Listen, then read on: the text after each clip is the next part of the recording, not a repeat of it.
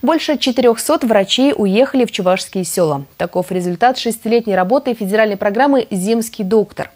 Насколько устраивает молодых людей условия жизни в сельской местности, на что они тратят свой миллион, единовременную выплату от государства и какие специалисты сегодня нужны селу, выясняла Татьяна Иванова.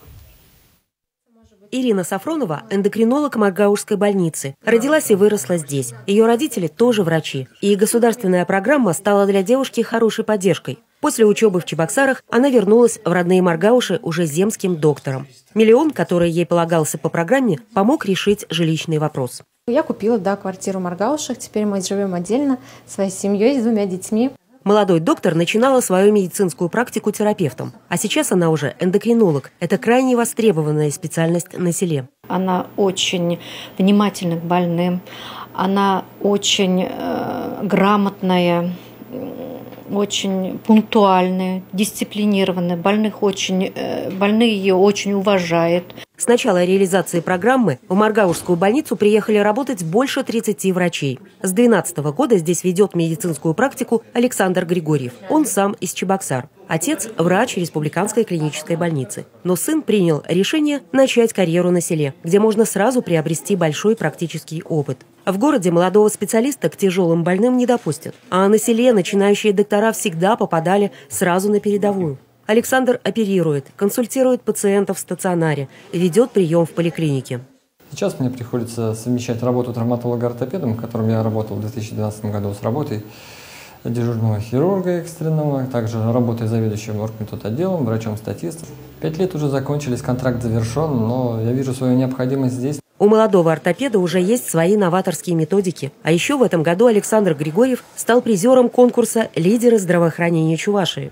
На 1 000 000 рублей от государства он решил построить дом с баней и комнатами для гостей, с большим приусадебным участком. Здесь у него и овощные грядки, и цветочные клумбы, и плантация садовой клубники. Городской парень теперь стал сельским врачом.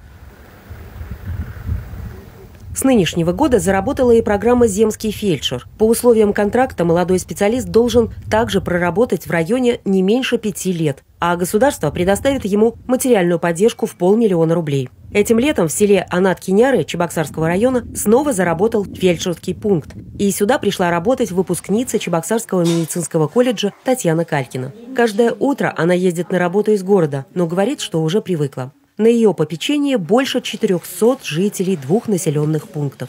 Раньше мы ездили в Харкасы, было далеко, но сейчас у нас есть фельдшер, это очень хорошо. По всем вопросам можем обращаться сюда. Хорошая девочка у нас попалась.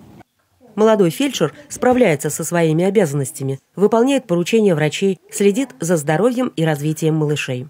500 000 я уже получила, наверное, даже через месяц после того, как устроилась работать. Будем решать жилищный вопрос. В этом году в селах республики работу по программе нашли 22 фельдшера. Но районы Чувашии по-прежнему нуждаются в медиках. Чтобы участвовать в программе «Земский доктор», специалисту достаточно обратиться в ту медицинскую организацию, в которую он хочет работать.